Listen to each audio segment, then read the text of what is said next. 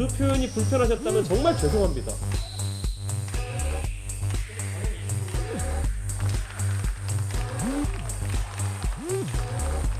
다 잊어버립시다.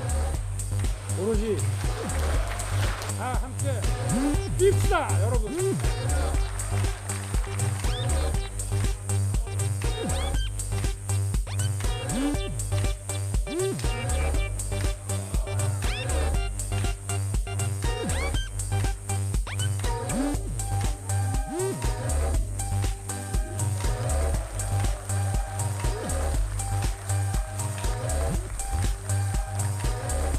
민주당 이렇게 왜 미움을 받을까 생각해 봤는데 국민들의 의사를 묵살하는 데까지 가는 것 같다는 느낌이었던 것 같습니다.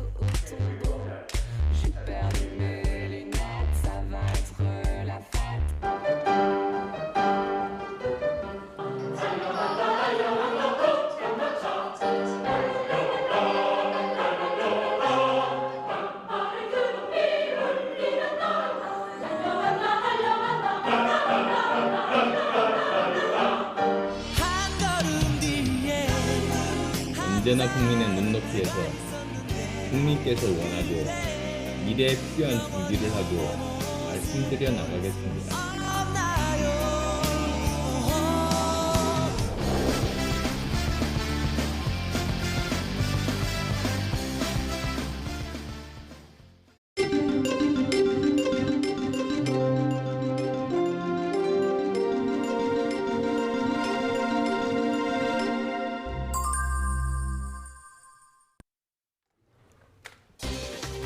한국갤럽의 대선 여론조사 결과 이재명 후보의 지지율이 36%로 윤석열 후보의 26%보다 두 자릿수 격차로 앞선 것으로 나타났습니다.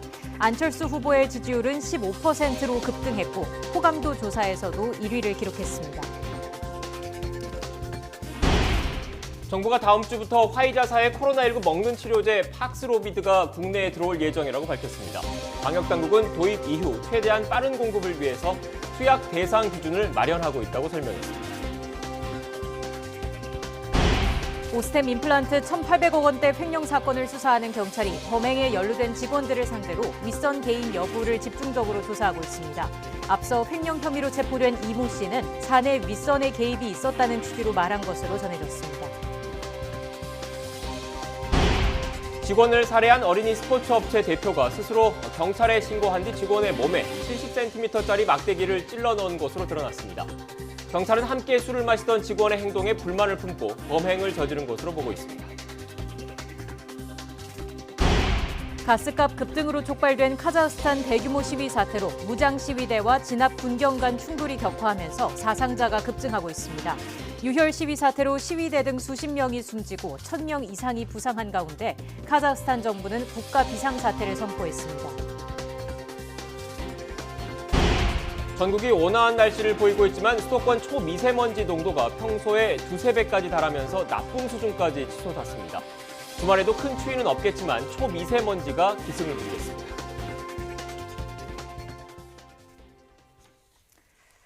코로나19 신규 확진자가 일주일 전 발표 수치보다 1,100여 명 줄며 유행 규모가 축소하는 모습이 나타나고 있습니다. 오늘 0시 기준 신규 확진자는 3,717명으로 전날보다 409명 감소했습니다. 이 가운데 국내 발생은 3,529명이고 나머지 188명은 해외에서 유입된 확진자입니다. 위중증 환자는 43명 감소해 839명을 기록하며 이틀 연속 800명대를 유지하고 있습니다. 사망자는 45명이 늘어 누적 사망자는 5,932명이 됐습니다. 정부는 방역 강화 조치로 코로나19 확산세가 누그러지면서 의료 대응에 여력이 생겼지만 지난해 11월 단계적 일상 회복 시작 당시와 비교하면 유행 규모와 위험도가 아직 높은 만큼 방역에 동참해달라고 당부했습니다. 이기일 중앙재난안전대책본부 제1통제관은 현 상황에 대해서 유행 규모 감소에 이어 위중증 환자 등의 전반적인 방역 지표도 전반적으로 호전되고 있다면서 아직 안심할 수 있는 수준은 아니라고 말했습니다. 반면 코로나19 백신 3차 접종이 진행되면서 60세 이상 확진자 비중은 지난해 11월 1일 30.9%에서 오늘 15.1%로 15.8%포인트 감소했습니다. 코로나19 확산세가 다소 주춤한 데다 정부가 추가로 병상을 확보하면서 한때 90%에 근접했던 수도권 중환자 병상 가동률이 50%대로 떨어져 안정세를 보이고 있습니다. 중앙사고수습본부 집계를 보면 어제 오후 5시 기준 수도권 중환자 전담 병상 가동률은 전날보다 0.7%포인트 낮아지면서 55.3%를 기록했습니다. 지역별로 보면 서울 중환자 병상 가동률은 61%, 경기는 52.8%, 인천은 47.9%입니다. 전국 중환자 병상 가동률도 53%로 전날보다 1.8%포인트 낮아졌습니다. 코로나19 환자들에게 사용될 먹는 치료제가 다음 주 국내에 들어옵니다. 김부겸 국무총리는 오늘 아침 코로나19 중앙재난안전대책본부 회의에서 이같이 말하고 현장에서 신속히 사용할 방안을 마련하겠다고 밝혔습니다. 또 최근 논란이 되고 있는 청소년 방역 패스 도입과 관련해서 법원의 신속한 판단을 요청했습니다. 김부겸 총리의 발언 직접 들어보시겠습니다. 정부는 의료 역량 확충과 백신 접종에 더욱더 속도를 내겠습니다. 다음 주에는 경구용 치료제, 먹는 치료제입니다. 국내에 들어옵니다. 신속히 현장에서 사용할 수 있도록 준비하겠습니다. 며칠 전 법원의 집행정지 결정 이후에 방역 패스를 둘러싼 논란이 뜨겁습니다. 방역과 인권의 조화로운 균형점을 찾기 위한 사회적 논의 과정으로 이해해야 합니다. 이 방역 패스를 둘러싼 혼란과 갈등이 장기화되면 결국 국민들께서 피해를 입게 되십니다. 법원은 가처분에 대한 항고심이나 혹은 본안 판결을 신속히 진행해 주실 것을 요청드립니다. 방역당국은 재판 과정에서 실증적 자료를 토대로 제도의 취지를 적극 설명해 주시기 바랍니다. 현직 의사 등이 정부의 방역 패스 효력을 중지해달라며 낸 집행정지 사건의 첫 신문이 오늘 열립니다. 서울행정법원은 오늘 오후 현직 의사 등 1000여 명이 보건복지부 장관 등을 상대로 낸 방역 패스 처분 집행정지 사건의 1차 신문기일을 엽니다. 지난해 말 조두형 영남대 의대 교수 등 의료계 인사와 시민 1000여 명은 임상시험도 제대로 거치지 않은 백신 접종 강요로 미접종자의 시설 이용에 커다란 제약이 생겼을 뿐만 아니라 중증 환자와 사망자까지 나오고 있다면서 행정처분 취소 소송을 냈습니다. 그러면서 소송 판결이 나올 때까지 방역 패스 시행을 멈춰달라는 집행정지도 함께 신청했는데 법원에서 인용되면 시설 전체에 대한 제도 적용이 중단될 수도 있습니다. 자영업자들이 정부의 방역 정책에 항의하며 영업 제한 시간인 밤 9시 이후에도 간판과 실내 불을 켜는 시위를 시작했습니다. 정부를 상대로 한 소송과 집회도 예정돼 자영업자들의 집단 행동이 본격화하는 모습입니다. 보도에 황윤태 기자입니다. 밤 9시에 영업을 마친 카페 사장이 간판과 실내 전등을 켜놓은 채 가게 문을 잠급니다. 정부의 영업 제한에 항의하며 다음 주 금요일 자정까지 점포 불을 켜놓는 점등 시위에 동참한 겁니다. 지금 시간은 밤 9시 46분입니다. 방역수칙에 따라 밤 9시가 넘으면 이 카페는 진즉 문을 닫아야 하는데요. 보시는 것처럼 불이 환히 켜져 있습니다. 어쨌든 2년간 자영업자들이 정부 방침을 잘 따랐다고 생각하고 있고요. 특히 이제 방역 패스 부분은 자영업자들한테 이제 감시자 역할까지 부담을 주고 있는 것 같기도 하고요. 자영업자의 희생만을 강요하는 방역 정책은 더는 참을 수 없다며 생존을 위해 영업 제한 철폐를 호소했습니다. 영업을 하지 않으면 더 이상 우리가 버틸 수 없고 우리 생계를 유지할 수가 없습니다. 자영업자가 살 수 있는 방법은 영업을 풀어주는 것밖에 없다라는 것을 말씀드리고 싶습니다. 외식업중앙회 등 7개 단체는 이달 말 자영업자 20만 명을 모아 정부를 상대로 손해배상 소송도 준비하고 있습니다. 대출보다는 손실을 100% 보상해달라는 겁니다.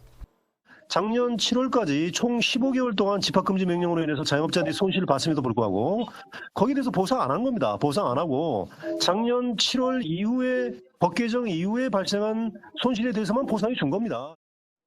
오는 10일과 12일에는 국회 앞에서 대규모 집회도 예고했습니다.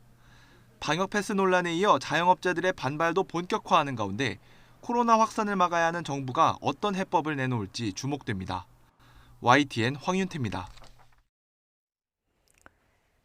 유럽연합에서 오미크론 변이가 우세종으로 자리 잡으면서 코로나19 일일 신규 확진자 수가 처음으로 100만 명을 넘어섰습니다. 이탈리아가 50세 이상 백신 접종을 의무화한 데 이어 프랑스도 백신 패스 법제화에 속도를 내는 등 방역 규제 강화에 소매를 걷어붙였습니다. 이광엽 기자입니다. 오미크론 변이가 쓰나미처럼 번지면서 유럽 주요국에서 신규 확진자가 연일 수십만 명씩 쏟아지고 있습니다. 현지 시간 5일 기준으로 유럽연합 27개 회원국의 신규 확진자가 코로나19 시작 이후 처음으로 100만 명을 돌파했습니다. 프랑스가 33만 2천여 명으로 가장 많았고 다음으로 이탈리아 18만 9천여 명, 스페인 13만 7천여 명 순입니다. 오미크론이 기하급수적으로 확산하자 프랑스 하원은 개인 자유를 침해한다는 반대에도 백신 패스 법안을 통과시켰습니다. 코로나19 백신을 맞아야 다중 이용시설에 들어갈 수 있도록 한 이 법안은 상원으로 넘겨졌습니다.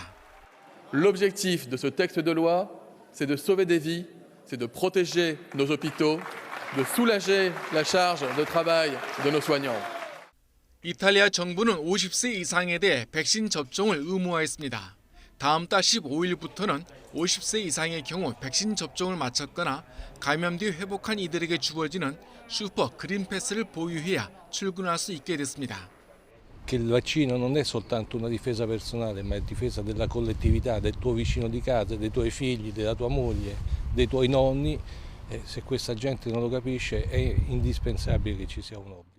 세계보건기구는 오미크론 변이가 델타 변이보다 덜 심각한 증상을 일으키는 것으로 보이지만 그렇다고 가벼운 것으로 치부해서는 안 된다고 강조했습니다. Omicron is hospitalizing people and it's killing people. In fact, the tsunami of cases is so huge and quick that it is overwhelming health systems around the world. 영국에서는 코로나19 확진자가 하루 20만 명씩 새로 나오면서 의료진 공백도 커지자 의대생들을 현업에 투입해야 한다는 보건당국 관계자의 제안이 나왔습니다. YTN 이광규입니다. 경찰이 평택 화재로 순직한 소방관 3명을 부검하고 이르면 다음 주 월요일 합동감식에 나서기로 했습니다. 경기 남부경찰청은 오늘 정확한 사망 원인을 밝히기 위해 순직한 소방관 3명을 부검할 예정이라고 밝혔습니다.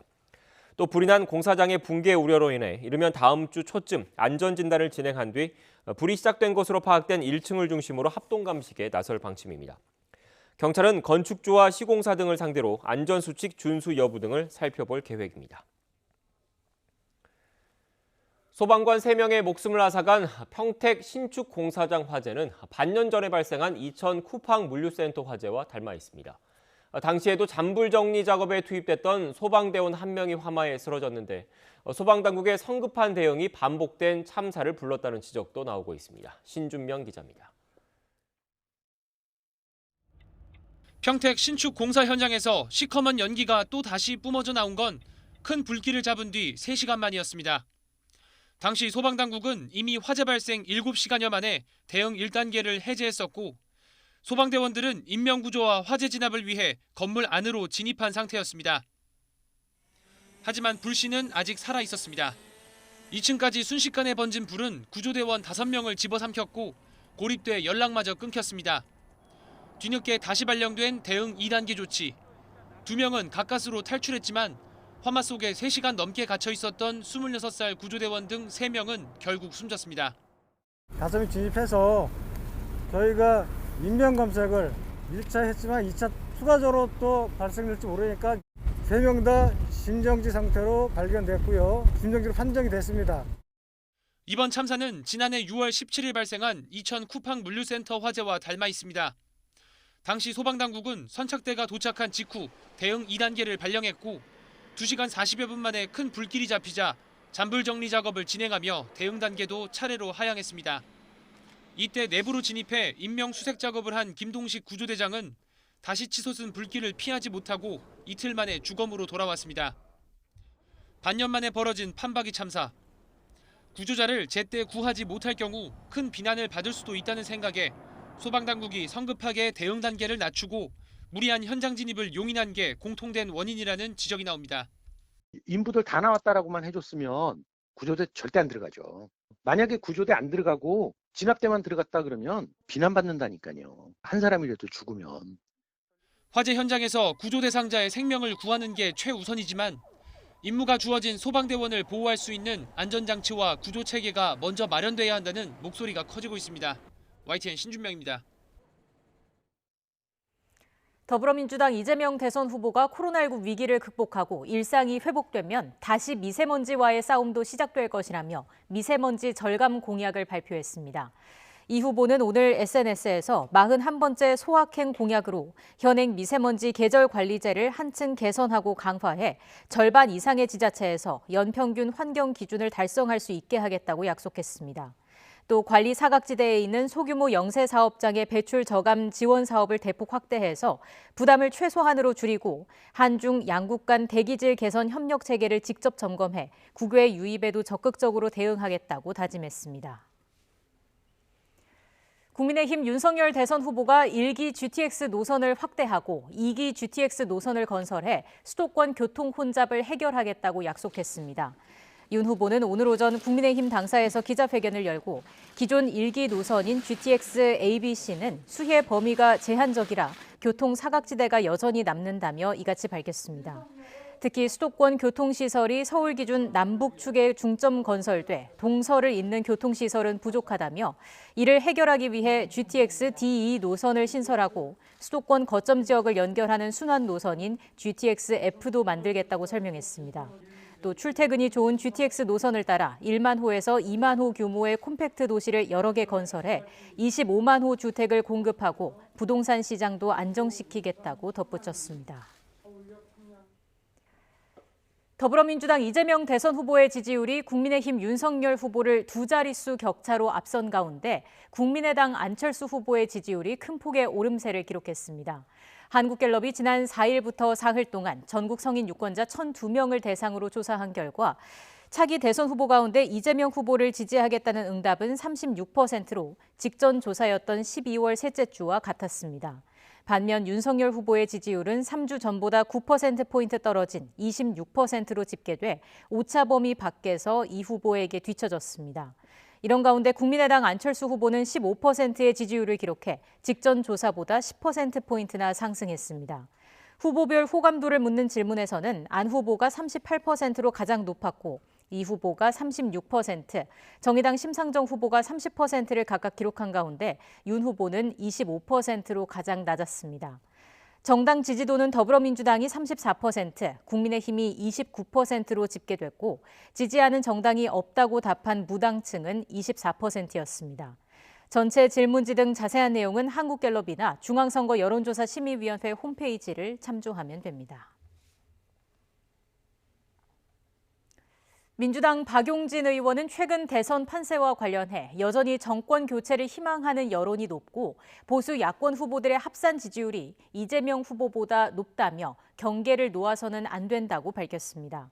선대위 청년과 미래정치위원장인 박 의원은 오늘 선대위 회의에서 얼핏 보기에 민주당에 유리한 국면인 것 같지만 그렇지 않다며 국민의힘 내부 갈등이 만든 에너지가 오히려 야권 단일화 자극제가 돼서 위험해질 수 있다고 지적했습니다. 국민의힘 이준석 대표는 언제든지 방향성만 잘 설정하면 최근 윤석열 후보에게서 이탈한 청년층 표심을 다시 확보할 수 있다고 밝혔습니다. 이준석 대표는 MBC 라디오 김종배의 시선집중에 출연해 이탈한 20대 상당수가 안철수, 허경영 후보로 갔지만 이재명 후보에게 가지는 않았다며 이같이 말했습니다.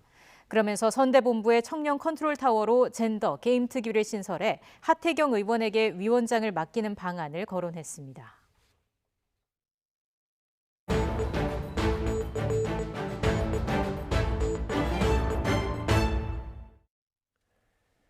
한 30대 여성이 오래전 자기가 일하던 교회 목사로부터 성폭행 피해를 당했다고 폭로했습니다. 이 여성도 한때는 성직자가 되고 싶었다는데 지금은 그 꿈을 포기한 채 매일 우울증과 싸우고 있습니다. 이 사건 취재한 기자 연결해서 자세히 알아보겠습니다. 김민성 기자. 네, 전국구입니다. 네, 먼저 언제 어디서 발생한 일인지 사건 개요부터 설명해 주시죠. 예, 이 사건은 현재 30대 초반인 피해자가 20대 초중반에 겪은 일입니다.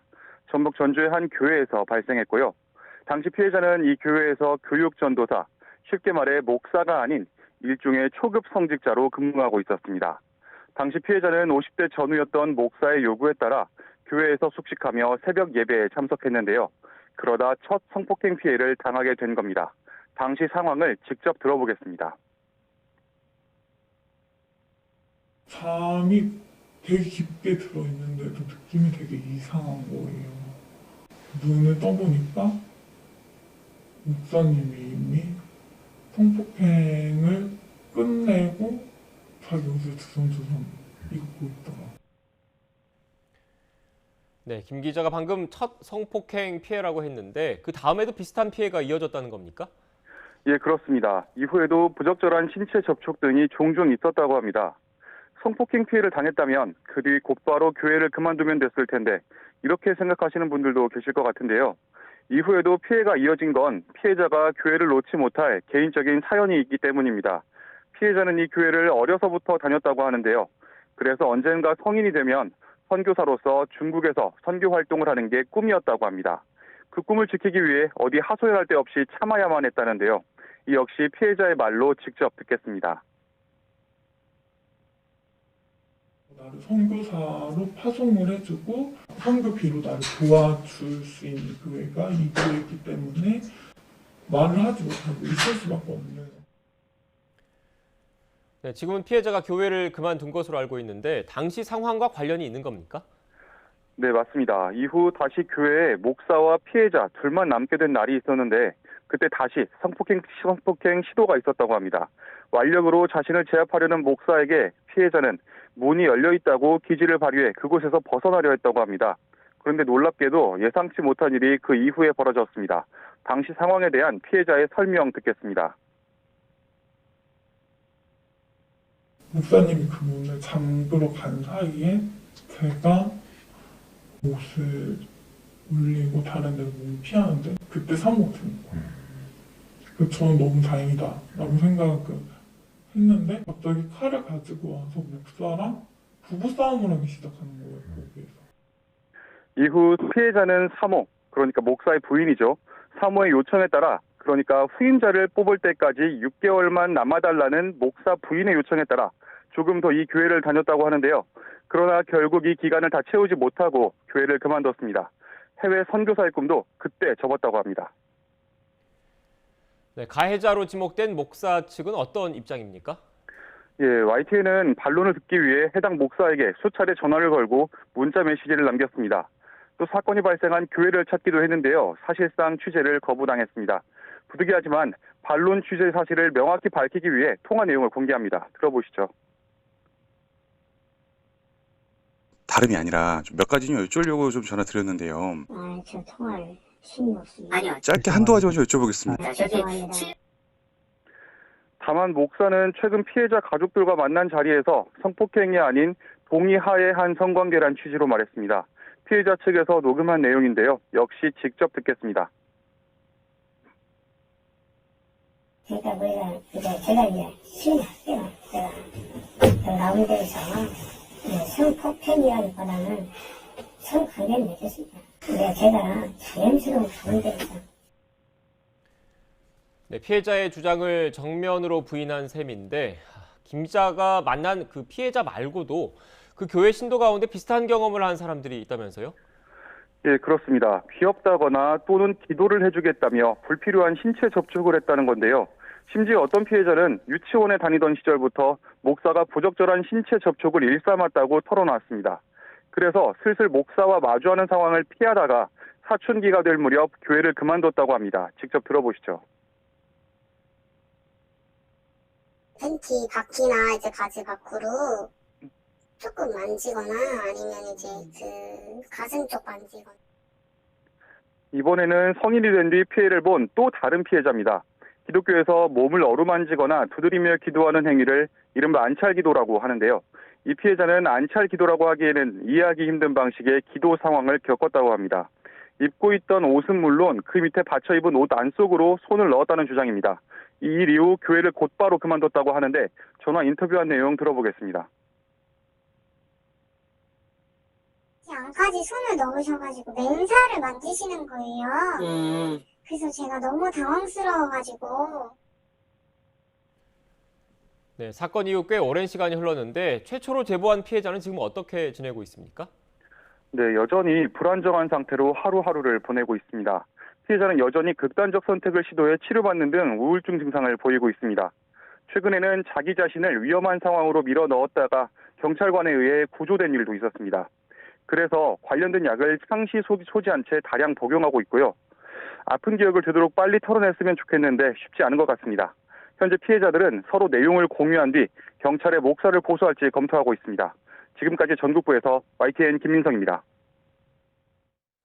직원을 살해한 어린이 스포츠 업체의 대표가 직원 몸에 70cm짜리 막대기를 찔러 넣은 건 경찰 신고 이후였던 것으로 드러났습니다.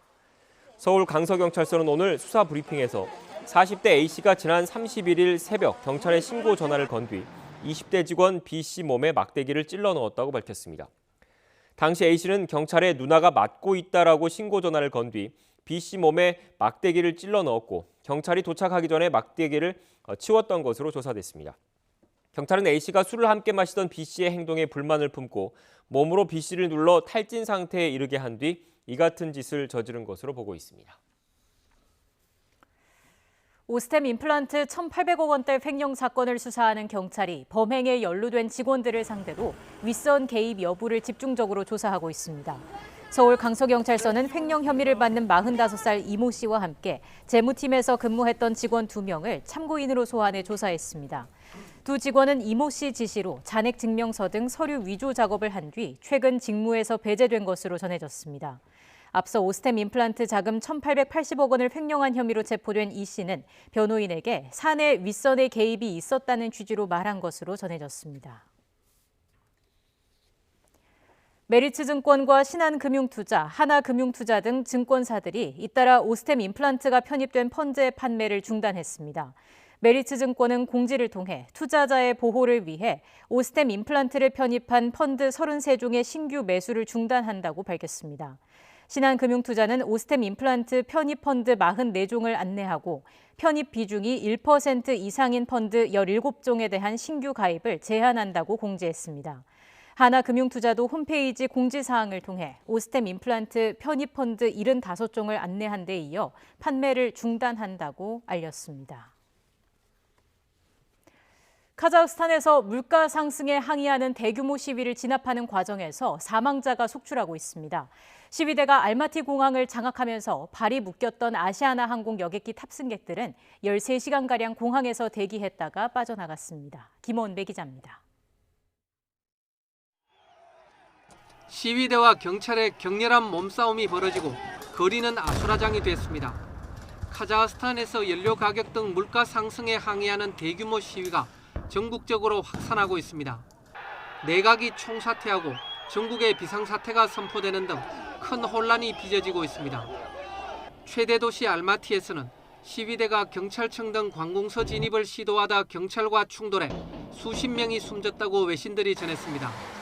또 경찰도 12명이 숨지고 수백 명이 부상했습니다. Блогерлер, мына алып қашпа әңгіме көп болып жатыр мына жерде. Анау болды, мынау болды. Бұл жерде бейбіт шеру өтіп жатыр. 30 жыл жиналған пружина бүгін жазылды. түнде міне атылдық бәріміз де. 시위대가 알마티 공항에 난입해 공항 운영이 중단되면서 인천에서 아시아나 항공 여객기를 타고 도착한 탑승객들은 13시간가량 공항에서 대기하다 공항을 빠져나갔습니다. 카자흐스탄의 대규모 시위는 차량용 액화 석유가스, LPG 가격이 2배로 인상된 데 불만을 품은 시민들이 지난 2일부터 길거리로 쏟아져 나오면서 촉발됐습니다.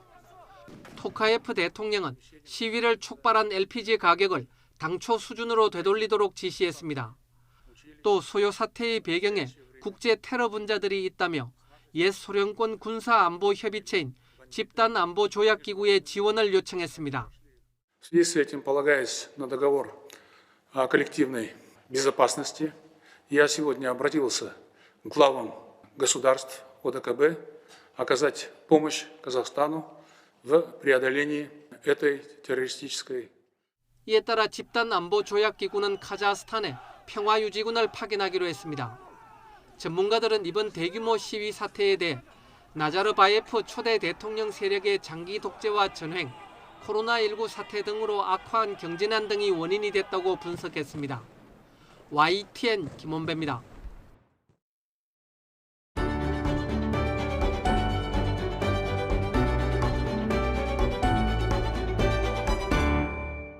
뮤지컬 배우 아이비 씨 모셨습니다. 안녕하세요. 안녕하세요. 반갑습니다. 반갑습니다. 네. 자, 17년 동안 한국 뮤지컬을 대표하는 작품입니다. 지킬 앤 하이드 함께하고 있는데요. 먼저 어떤 작품인지부터 소개를 해주실까요? 의사이자 과학자인 지킬이 인간의 정신을 분리하는 실험을 하면서 선한 지킬 그리고 악한 하이드로 자아가 분리되면서 벌어지는 일들을 그린 뮤지컬입니다. 네. 국내 누적 관람객 수가 150만 명이고요.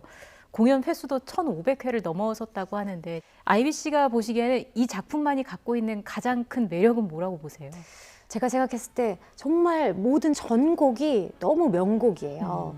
캐릭터와 음악의 조화가 너무 완벽하다 보니까 이렇게 대한민국에서 가장 사랑받는 뮤지컬이 되지 않았나, 또 그리고 롱런할 수 있는 뮤지컬이 되지 않았나 싶습니다. 이 작품이 담고 있는 주제는 뭐라고 생각하시나요?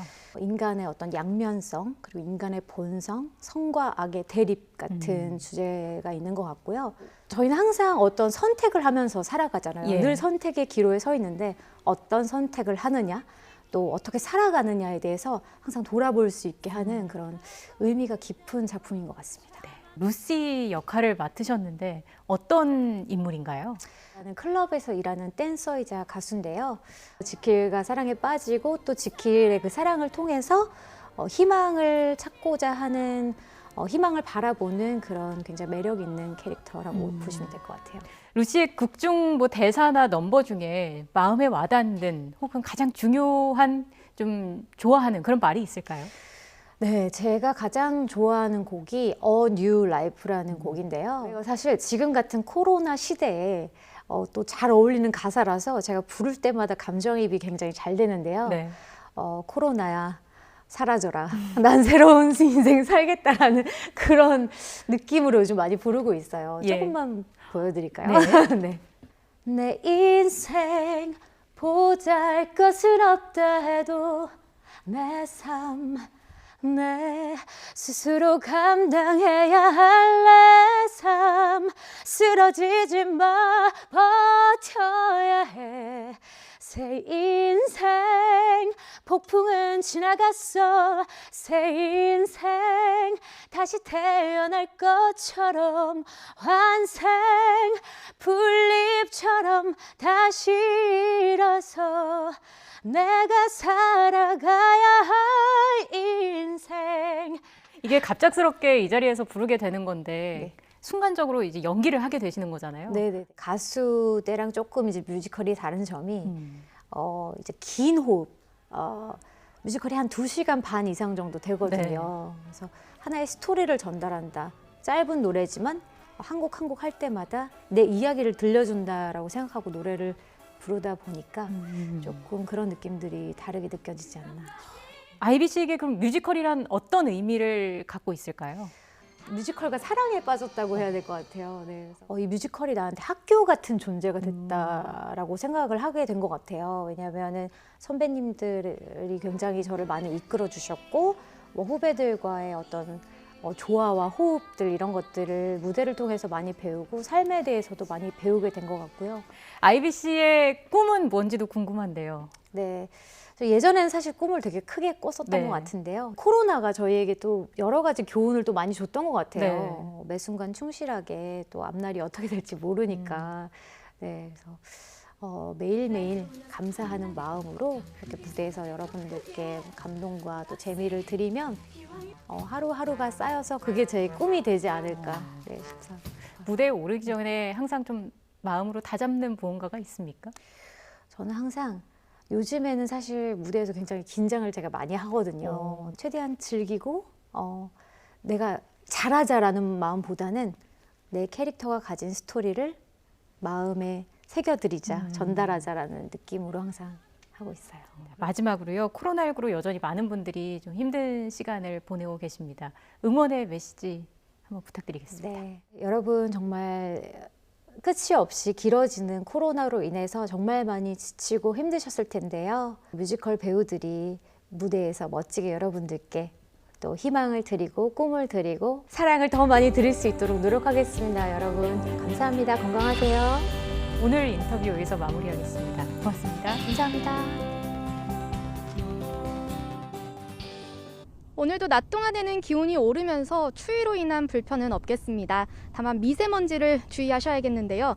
현재 초미세먼지 농도가 서울 54, 경기 56 마이크로그램으로 나쁨 수준인 36 마이크로그램을 훌쩍 넘어서고 있습니다. 오늘 나오실 때는 미세먼지용 마스크를 꼭 착용하시는 게 좋겠습니다.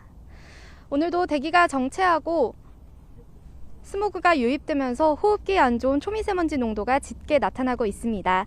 오늘 수도권과 세종, 충청과 전북은 나쁨 수준까지 치솟는 곳이 많겠습니다. 오늘 미세먼지만 아니라면 하늘 자체는 대체로 맑겠습니다.